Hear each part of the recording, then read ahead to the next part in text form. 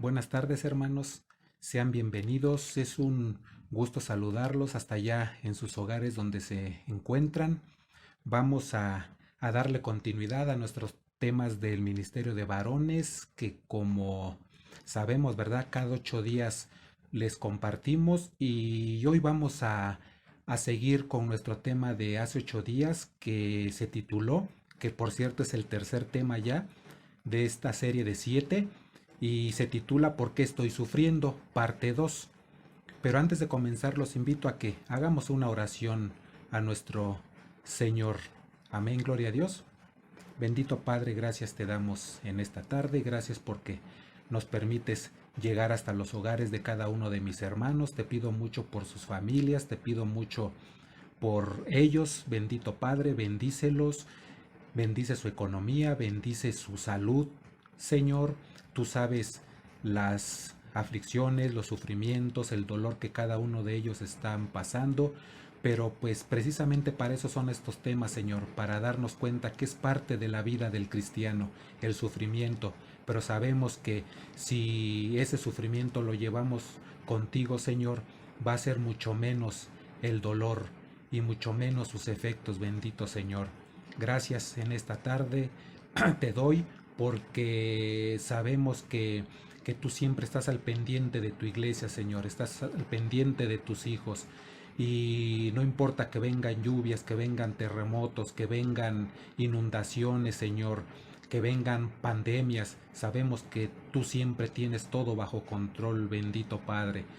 Gracias por todos los ministerios, Señor, también te pido por ellos, que los sigas fortaleciendo y que todos aquellos, Señor, que se quieran enfriar, Señor, pues dales de tu fuego, Señor, que reaviven esa pasión, ese amor por ti, Señor, y que no decaigan en su semblante, que no decaigan en su amor por ti, bendito Dios, y por tu palabra. Asimismo te doy gracias por cada uno de los pastores, Señor, síguelos guiando, síguelos bendiciendo y sígueles dando de tu sabiduría para que puedan seguir cuidando de tu rebaño, bendito Padre. Gracias por todos los ministerios, por los jóvenes, por los intersecundarios, Señor, por la femenil, por todos los niños, Señor. En tus manos estamos todos como iglesia, bendito Padre. Gracias te damos por cada uno de ellos. En el nombre de Cristo te lo pedimos y te damos gracias. Amén, amén y amén. Bueno, hermanos, gracias. Este, gracias por acompañarnos y vamos a comenzar nuestro tema.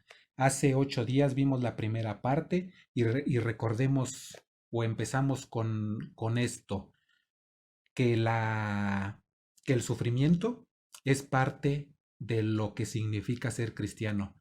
No lo podemos desligar de nuestra vida, no lo podemos hacer a un lado porque es parte de todo, de toda la vida de un cristiano. ¿Quién dice amén? Vamos a leer la primera epístola a Pedro, capítulo 3, versículo 17. Primera de Pedro, capítulo 3, versículo 17. La Biblia de las Américas, la versión se los voy a leer y a continuación dice así la palabra. Pues es mejor padecer por hacer el bien, si así la voluntad de Dios, si así es la voluntad de Dios, que por hacer el mal. Otra vez, amén. Pues es mejor padecer por hacer el bien, si así es la voluntad de Dios, que por hacer el mal. De aquí se desprende que hay dos tipos de aflicciones. La que vimos hace 8 días, que se tituló, o las que se llaman las que vienen como consecuencia de pecar. Y dos, las que vienen para probar o para prevenir el pecado, que es la que en esta tarde con la ayuda del Espíritu Santo vamos a desarrollar. Entonces, continuaremos con nuestra segunda parte, que son las aflicciones que vienen para probar o prevenir el pecado. Para esto los invito, por favor, que vayamos a el libro de Deuteronomio, capítulo 8, versículo 2. Y lo vamos a leer, pero nos vamos a ir por partes, nos vamos a ir pausando. Amén, gloria a Dios. Libro de Deuteronomio, capítulo 8, versículo 2.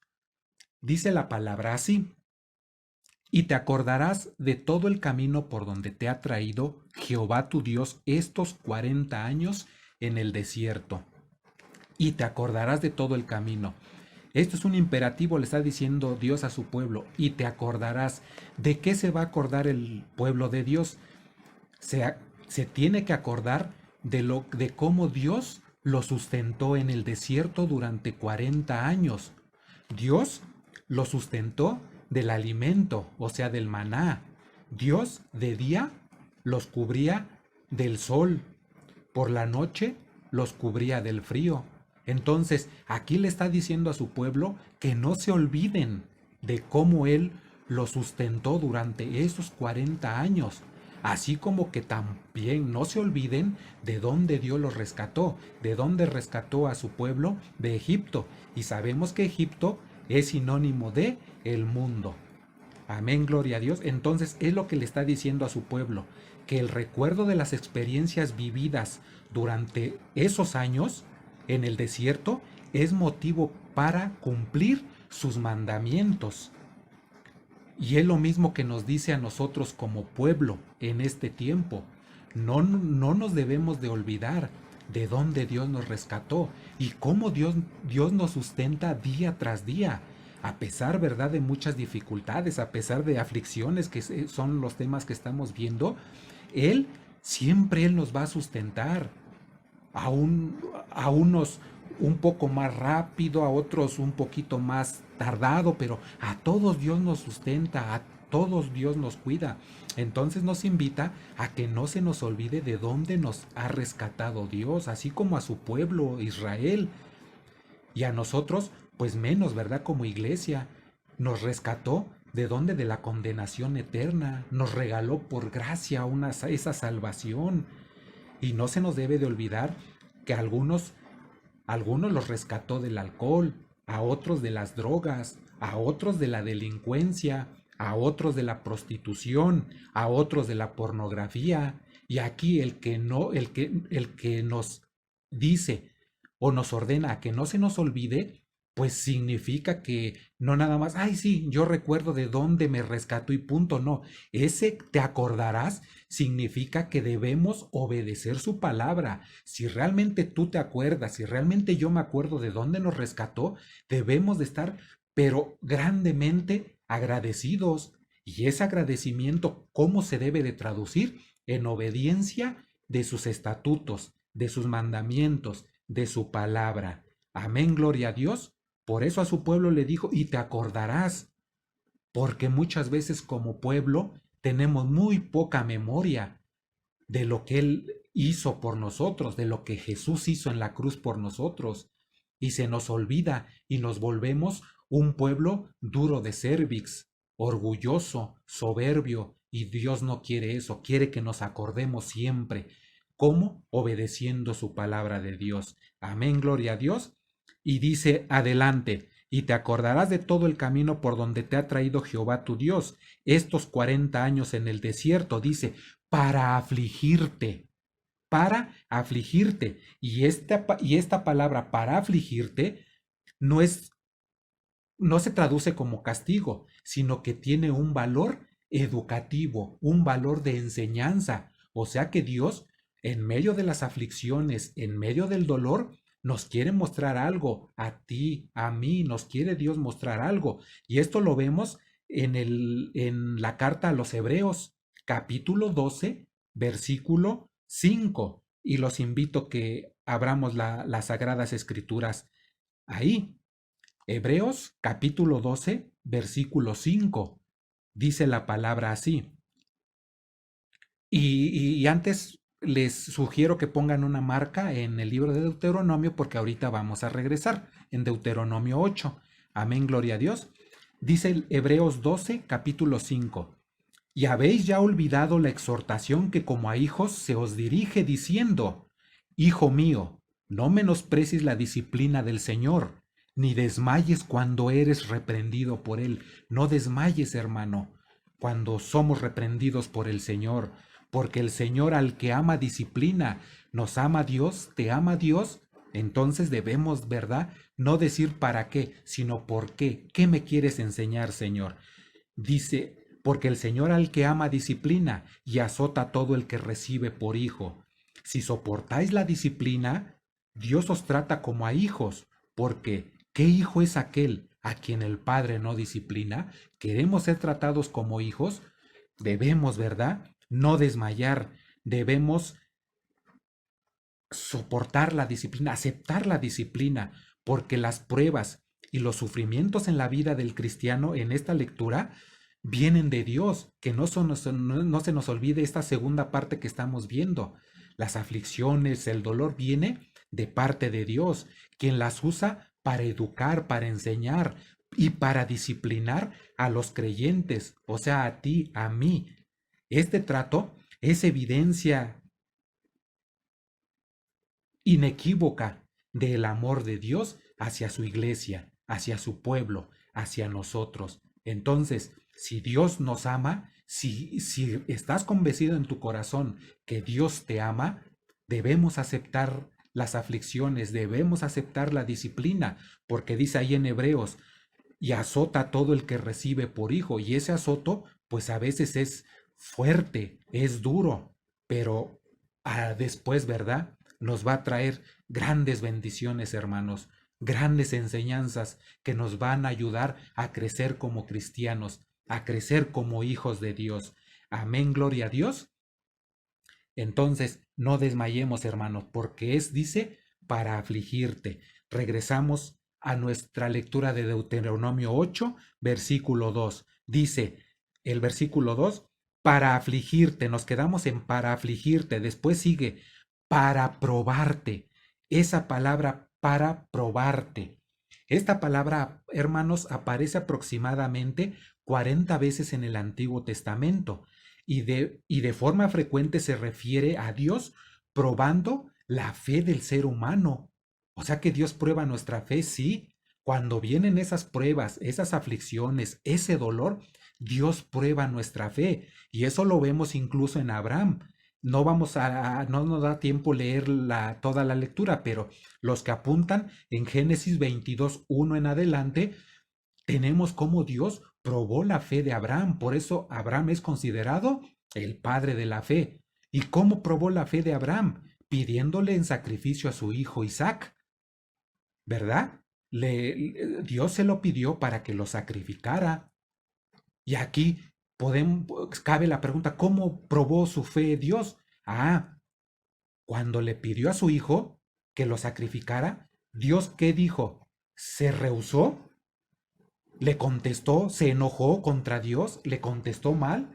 ¿Le dijo a Dios, no, Señor, llévame a mí, pero a mi bendición no te la lleves? No, Dios nunca interpuso sus sentimientos a la prueba que Dios le estaba mandando a que hiciera. La prueba, la obediencia. Isaac venció todo esto, sus sentimientos. Él no interpuso esos sentimientos, él obedeció la palabra de Dios. Y muchas veces, hermanos, perdón, pero siempre les recalco, los sentimientos son los que nos llevan al fracaso como cristianos. Los sentimientos son los que nos llevan a no aceptar la corrección de Dios. Nos lleva a desobedecer a Dios. Nos lleva a no aceptar la disciplina de Dios.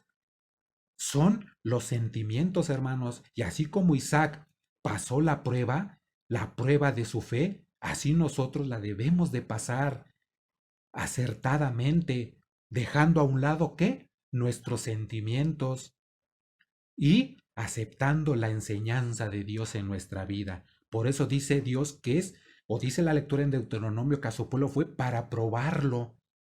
¿Para probarlo de qué? Dice ahí en Deuteronomio enseguida, para probarte, dice, para saber lo que había en tu corazón. ¿Acaso Dios no sabe lo que había en el corazón de su pueblo? Sí lo sabía, por eso es Dios. ¿Acaso Dios no sabe qué hay en mi corazón y qué hay en tu corazón? Claro que sí lo sabe. Pero ¿qué quiere Dios con esto? Para que la actitud del pueblo o de su iglesia hacia Él y sus mandamientos sea conocida. Quiere que tú, que yo sepamos qué hay en mi corazón. Dios quiere que nos demos cuenta si en esos momentos de aflicción yo me doblego. ¿Quiere Dios que tú y yo nos demos cuenta si en ese momento de la prueba rechazamos su enseñanza, rechazamos su disciplina y blasfemamos contra Él? Para eso Dios quiere que nos demos cuenta de qué estamos hechos, hermanos. Dios quiere que nos demos cuenta de qué estamos hechos y, y cómo es nuestro carácter. Si es un carácter que se doblega con cualquier cosa, con cualquier prueba, con cualquier sufrimiento, o es un carácter como el de Pedro, que a pesar de que Pedro fue batallando el apóstol, pero al final, ¿verdad? En esta epístola, él es el que escribe, el que leímos aquí hace rato. Ya era un Pedro fuerte, un carácter fuerte, ¿verdad? Que no se doblegó por nada. Entonces Dios quiere que nos demos cuenta de eso precisamente, de qué estamos hechos, qué hay en tu corazón y qué hay en mi corazón. Amén, gloria a Dios. Y también dice más adelante, si habías de guardar o no sus mandamientos, ¿verdad? Para eso nos prueba Dios. ¿Obedecemos? ¿Guardamos sus mandamientos? Esa es la pregunta, hermanos, que nos debemos hacer. Ustedes, yo y todos los hermanos. Amén. Si hemos o no de guardar sus mandamientos en medio de la prueba, en medio del sufrimiento, en medio del dolor. Amén, gloria a Dios. Dice el versículo 3 de Deuteronomio 8, y te afligió. No, perdón, antes de eso, para probarte, para saber lo que había en tu corazón, si habías de guardar o no sus mandamientos. Dice, y te afligió. Sí, y te afligió, dice el versículo 3, y te hizo tener hambre, y te sustentó con maná. Te sustentó con maná. ¿Qué, qué era el maná?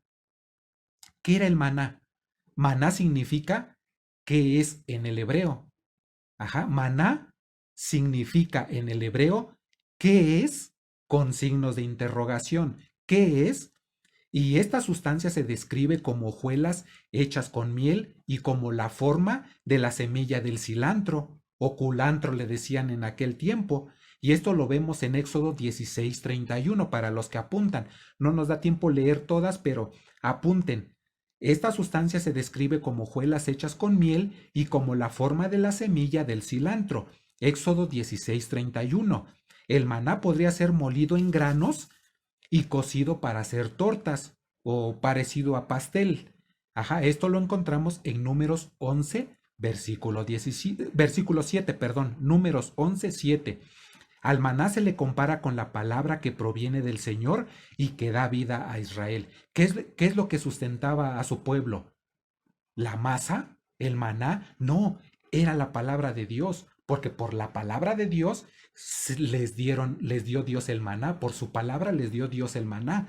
Entonces, esto significa que el maná no era lo que lo que lo sustentaba era su palabra a su pueblo. También dice que cuando los israelitas, ¿verdad?, entraron a la tierra prometida, Dios hizo cesar el maná. Entonces, mientras un hombre, y esto no se nos debe de olvidar, hermanos, mientras un cristiano trata de vivir piadosamente y en obediencia, acuérdense, no les faltarán las pruebas o no nos faltarán las pruebas, pero siempre sabemos y siempre debemos de recordar que es mejor sufrir estas pruebas con Cristo que sin Cristo. Amén, gloria a Dios. Dice en segunda de Timoteo 3, versículo 12.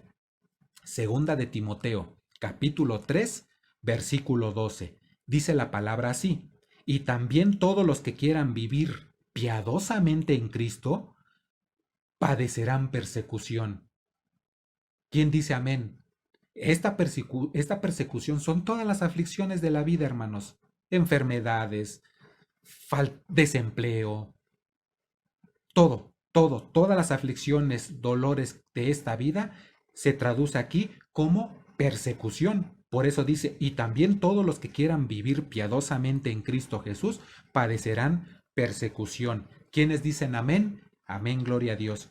Y vamos a ver los propósitos, hermanos, del sufrimiento. Son 4 propósitos del sufrimiento con el ejemplo que el apóstol Pablo nos pone en su carta a los Corintios, en su segunda carta a los Corintios, capítulo 12. Y los invito a que vayamos para allá. Segunda de Corintios, capítulo 12, versículo 7. ¿Dicen amén cuando ya lo tengan? Amén, gloria a Dios. Segunda de Corintios, capítulo 12, versículo 7. El primer propósito del sufrimiento, uno es para enseñarnos a ser humildes. Apunten. Número 1, para enseñarnos a ser humildes. Y dice la palabra de Dios así, segunda de Corintios, capítulo 12, versículo 7. Segunda de Corintios 12:7 dice, y para que la grandeza de las revelaciones no me exaltase desmedidamente, me fue dado un aguijón en mi carne. Esto es, un mensajero de Satanás que me abofeté, para que no me enaltezca sobremanera. Fíjese lo que dice el apóstol Pablo, ¿verdad? Para que no se enaltezca, ¿qué? Sobremanera, por toda la revelación que Dios le había dado. ¡Wow! Y aquí vemos que aguijón, fíjese lo que significa aguijón, porque dice, un aguijón en mi carne, me fue dado un aguijón en mi carne. Y esta palabra aguijón significa espina, significa estaca en el original. Es algo tremendo, hermanos. Y dice, y alude a que Pablo tenía un sufrimiento, al parecer de carácter crónico, pero sobre cuya naturaleza no se sabe si era de índole físico o moral. Ha habido durante años esa diferencia de opiniones en que si unos dicen que era moral, otros dicen que ese aguijón era físico. Poco podemos precisar al respecto. Algunos relacionan este pasaje con Gálatas 4, versículo 13 y 14, pero hay poca, ¿verdad?, probabilidad de que exista relación alguna. Pero bueno, al no estar seguro, pues no podemos decir era físico o era moral. Lo que sí que Dios le mandó esta prueba, le mandó este aguijón en su carne. ¿Para qué? Para que no se enaltezca, ¿qué? Sobremanera. Y dice, y para que la grandeza de las revelaciones no me exaltase desmedidamente, me fue dado un aguijón en mi carne. Y aquí carne, hermanos, significa tendencia al pecado en este cuerpo no redimido o no glorificado. Porque mientras no venga Jesucristo por su iglesia y nuestro cuerpo sea glorificado, pues nuestra naturaleza es con tendencias a el pecado. Y para esto los invito a que leamos Romanos 7, versículo 18. Romanos 7, Romanos 7, capítulo 7, versículo 18. Romanos 7, 18. Dice la palabra así. Y yo sé que en mí, esto es, en mi carne, no mora el bien, porque el querer el bien está en mí, pero no el hacerlo, ¿verdad? ¿Por qué no el hacerlo? Porque el pecado nos los impide, nuestra naturaleza pecadora. Muchas veces queremos hacer el bien, pero no lo hacemos por nuestra naturaleza pecadora que todavía tenemos. Podemos ser salvos, podemos ser ya que estamos en este proceso de santificación, sí, pero en este cuerpo en el que vivimos es de naturaleza pecadora. Por eso dice que el aguijón se le dio en la carne. ¿Para qué? Para que no se enaltezca en sobremanera. Amén, gloria a Dios. También dice, y esta palabra exaltarse o enaltecerse significa orgullo, soberbia, que es lo contrario a humildad. Entonces, aquí cuando lo estaba leyendo dije, entonces, ¿por qué Dios se lo mandó a Pablo? ¿Por qué le mandó ese aguijón en la carne? Pues quizás Pablo, esa era una de sus debilidades de Pablo, la no humildad. Y sabemos que todos tenemos una debilidad, hermanos. Yo no sé cuál sea la tuya, tú la sabes. Yo sé cuál es la mía. ¿Y quién las conoce? Dios. Dios conocía la de Pablo, por eso le mandó el aguijón en la carne, para que no se enalteciera sobremanera. Entonces aquí debemos hacernos esta pregunta: ¿cuál es tu debilidad? ¿Cuál es mi debilidad? El orgullo, la soberbia. Hay muchas debilidades que tenemos como seres humanos por vivir en este cuerpo con naturaleza pecadora. Ujú. Entonces Pablo debía tener humildad por toda la revelación que Dios le había dado. Amén, gloria a Dios. Entonces, ese fue nuestro primer propósito, para enseñarnos a ser humildes. Y Pablo aquí nos los pone, ¿verdad? Bien claro este ejemplo. Humildad, humildad ante todo, hermanos. Número 2, para acercarnos a Él. ¿A quién? A Dios. Dice en segunda de Corintios, ahí mismo, capítulo 12, pero ahora el versículo 8. Leímos el 7, ahora leemos el 8. Dice: respecto a lo cual 3 veces he rogado al Señor que lo quite de mí. 3 veces he rogado al Señor. ¿Cómo? Sí, Pablo rogó 3 veces al Señor que se lo quitara. ¿Y esto qué? ¿Qué nos quiere o qué significa? Ah, que los momentos de dolor y de aflicción son y deben de ser momentos de comunión con Dios. Ujú. Esos momentos de dolor y de aflicción se deben de traducir en momentos de comunión con Dios. Dice Pablo que le rogó al Señor que se lo quitara. Y esta palabra rogar, qué interesante, hermanos, en el original significa, en griego significa llamar cerca. Rogar significa llamar cerca. Ah, o sea que estaba yo lejos, porque dice llamar cerca. O sea que llamaba yo de lejos.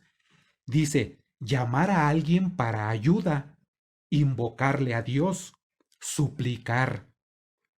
¿Cuántos de nosotros, hermanos, descuidamos nuestra relación personal con Dios? Pensamos que el servir al templo, eso es todo. Y descuidamos nuestra relación personal con Dios. No sabemos diferenciar lo que dice en la palabra, qué es ministrar a Dios y qué es ministrar el templo. Entonces, si nosotros no tenemos bien diferenciado estas dos cosas, nos confundimos. Y pienso que el ministrar el templo es ministrar a Dios, y no. El ministrar a Dios es una relación personal con Él, una vida en oración, en obediencia, en lectura de su palabra. Eso es una relación, eso es ministrar a nuestro Señor, a nuestro Señor. Amén, gloria a Dios. Entonces, si nosotros no ministramos a Dios, cuando llegan esos momentos de aflicción, no sabemos qué hacer. Y los que sí tenemos esa relación más personal con Dios, ¿a quién recurrimos? A Dios cuando llegue esa aflicción, cuando llegue ese dolor. Como Pablo. ¿Qué hizo Pablo? Dice que respecto a lo cual 3 veces he rogado al Señor. Ujú. He rogado al Señor que me lo quite. Y Pablo aquí, pues no recurrió a otras ayudas. Él recurrió a Dios. Nos acercamos a Dios con fervor e intensidad, hermanos, que no ofrecemos cuando todo va bien.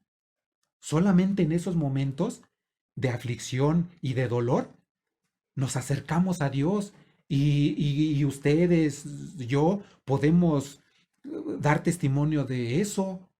Cuando todo va bien, a veces no oro, no me acerco más a Dios, no estudio su palabra. Pero ¿qué tal cuando un pariente o un hermano está enfermo, un hijo, los padres, ¿verdad? corremos, ahora sí, no falto los miércoles, ni los viernes, ni los domingos, no falto al templo. Y quiero escuchar de su palabra. ¿Por qué?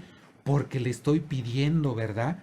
Ahora sí oro, ahora sí doy testimonio con mi obediencia. ¿Por qué? Porque estoy pasando por aflicción, pero hasta que llegue ese momento, y es lo que Dios no quiere. Dios quiere que en todo momento, Pablo en todo momento, tenga esa relación íntima con Él, no solamente en la aflicción. Amén, gloria a Dios.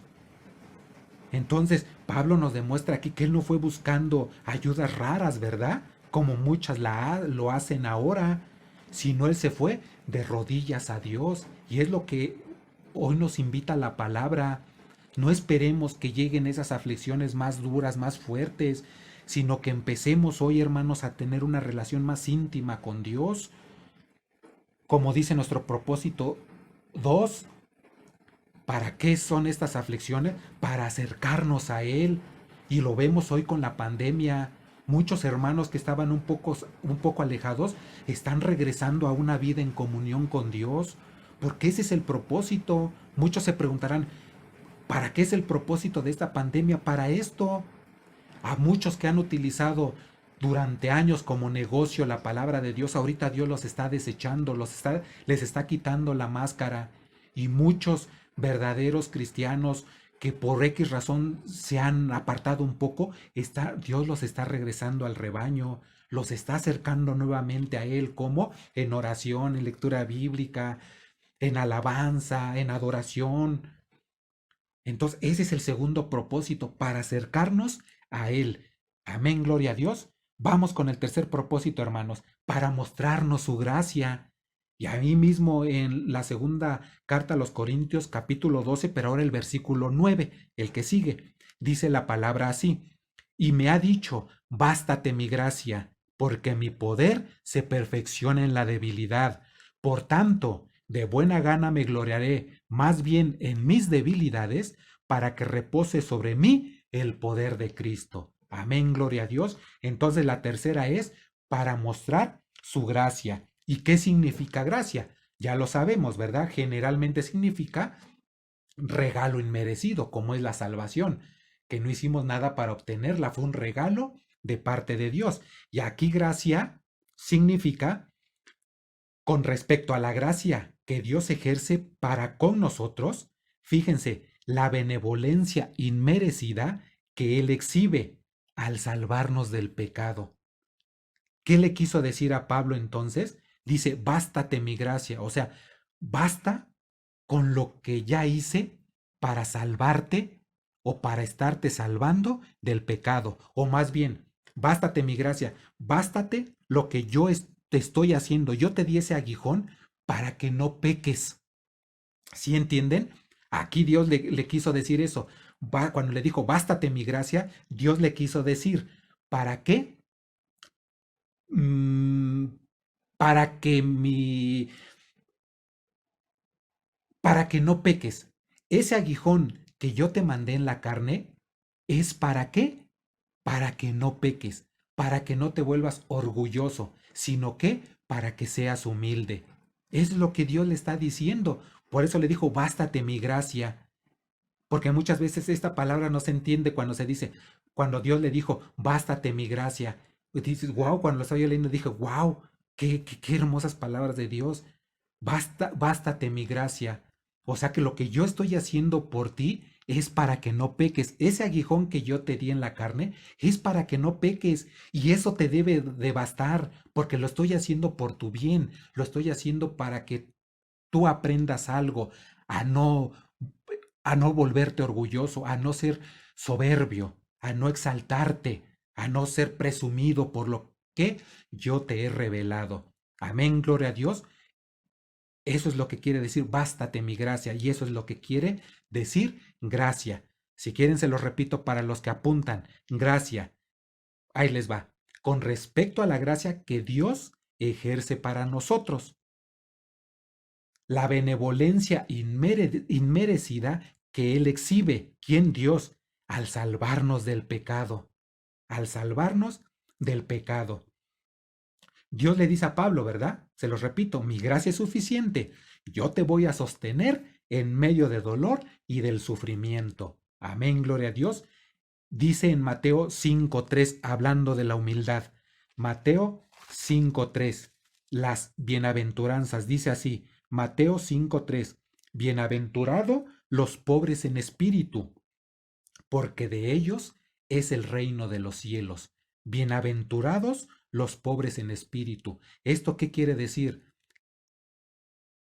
Pablo le dijo a Dios, Dios, confío en ti y me declaro que 100% dependo de ti. Mis fuerzas, yo no lo puedo hacer en mis fuerzas, sino que todo tú lo vas a hacer. Y 100%, Señor, mi vida la confío en ti. ¿Lo creemos, hermanos? Así como Pablo, eso es lo que dice la bienaventuranzas. Capítulo 5, versículo 3. Bienaventurados los pobres en espíritu. ¿Verdad? Los que reconocen que, que dependen 100% de Dios. Y en la medida, hermanos, en que lo creamos, seguirá el sufrimiento. Si lo crees 100%, va a ser menos el sufrimiento. Amén, gloria a Dios. Dice en Proverbios 3:6. Vamos a leer Proverbios 3:6. Proverbios 3:6. Dice la palabra así. Reconócelo en todos tus caminos y Él enderezará tus veredas. Amén, gloria a Dios.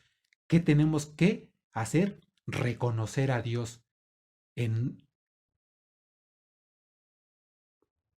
y Él enderezará nuestras veredas. Amén, gloria a Dios. Vamos a Salmos 37:5. Salmos 37:5. Dice la palabra así.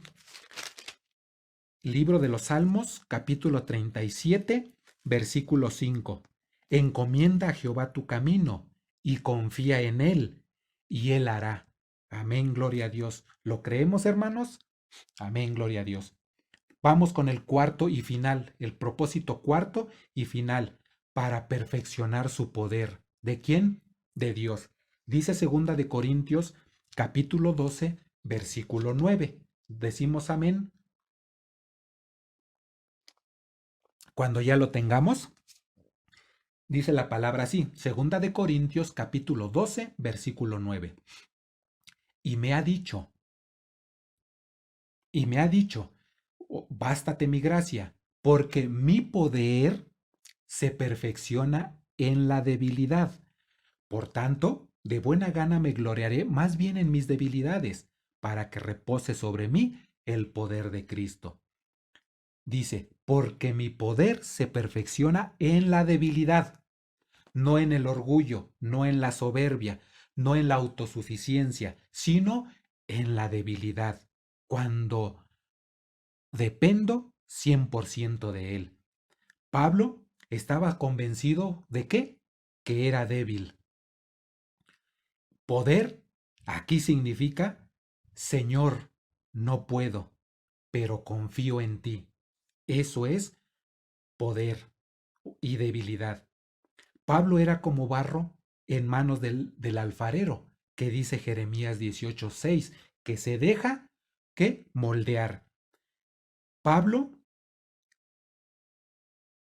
dependía de Cristo, como dice en Filipenses 1:21. Vamos a leerlo. Filipenses 1:21 dice la palabra así. Porque para mí el vivir es Cristo y el morir es ganancia. ¡Wow! Completa confianza en Dios.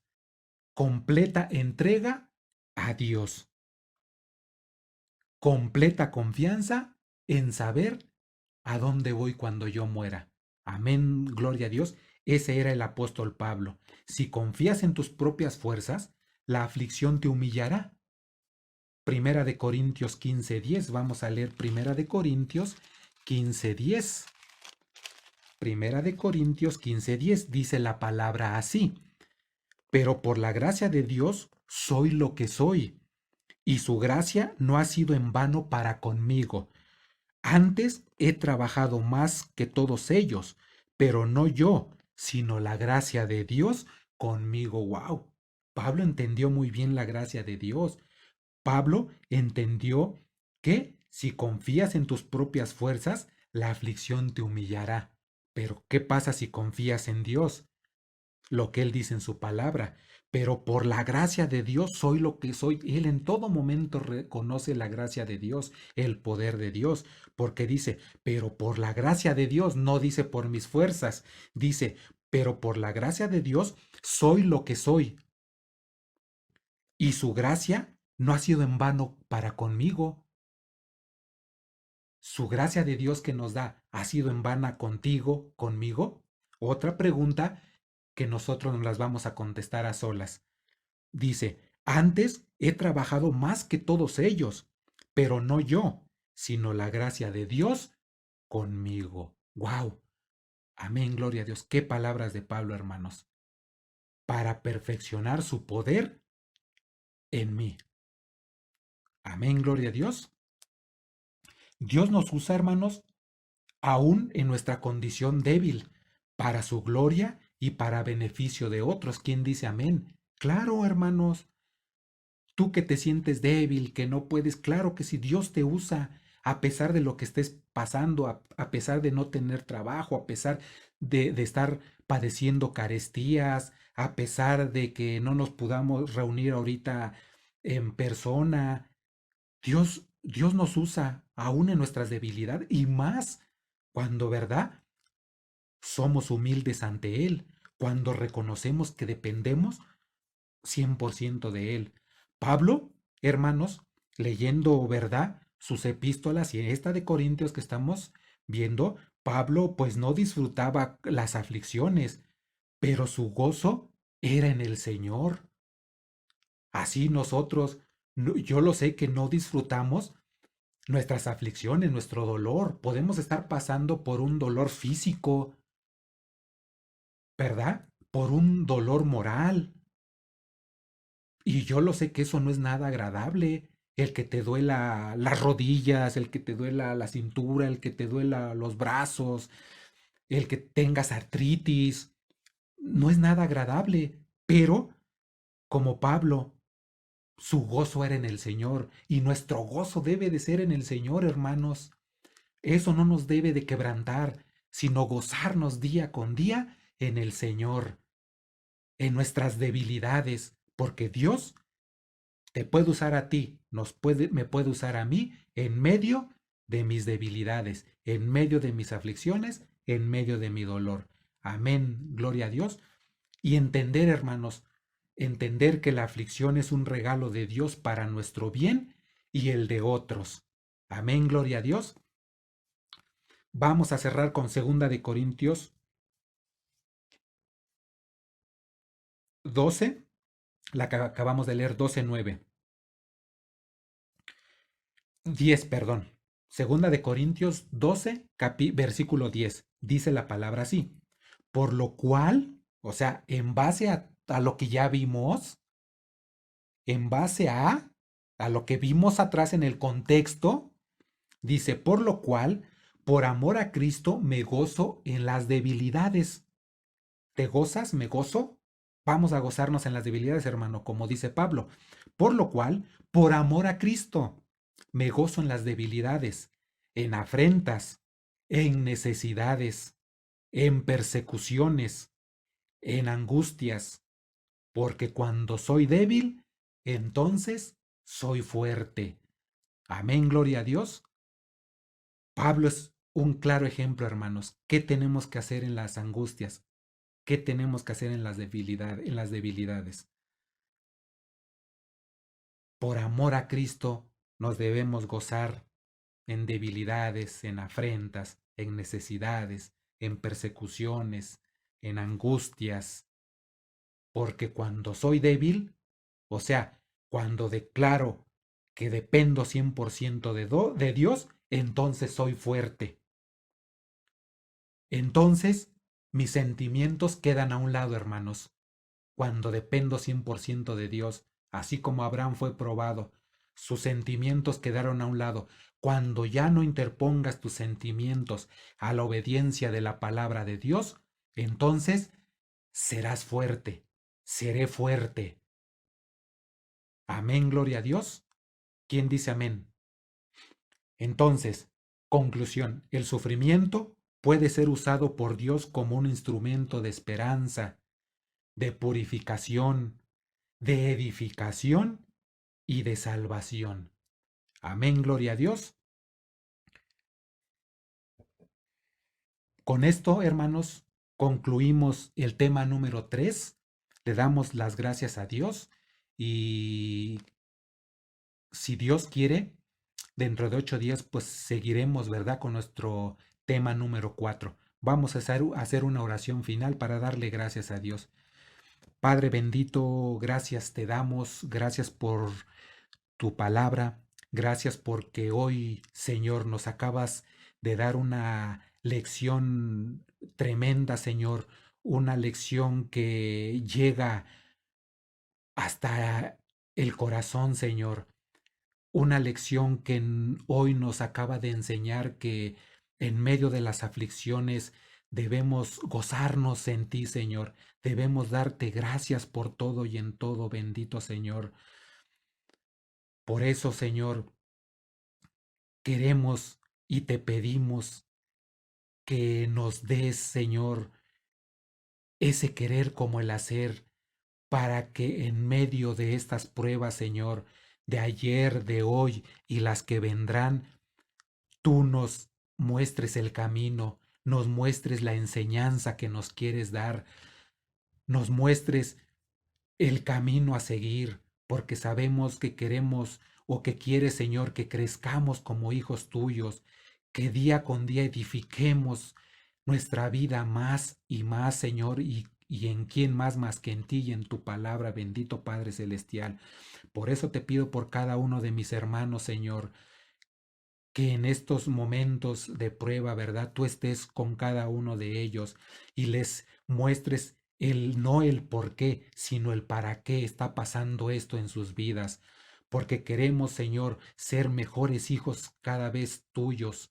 Sabemos que tu venida está pronta, Señor, y no queremos, Señor, que nos encuentres en oscuridad. No queremos que nos encuentre, Señor, durmiendo, sino velando en todo momento, Señor. Por eso te damos gracias en tu palabra que hoy nos acabas de mostrar, bendito Padre Celestial. Y queremos, Señor, agradecerte por esos propósitos que tú tienes en tu soberanía con cada uno de nosotros. Gracias, bendito Padre. Te pido por cada uno de mis hermanos que hoy tengan algún dolor físico, que pronto los restablezca, Señor, porque esas aflicciones acompañados, Señor, contigo, cada vez serán menos y menos dolorosas, bendito Padre. Todo esto te lo agradecemos, Señor, en el nombre de nuestro Señor Jesucristo. Amén, amén y amén. Amén, hermanos, gracias por su atención. Si Dios lo permite, nos vemos dentro de 8 días. A Él sea la gloria, la honra y la alabanza. Amén, gloria a Dios.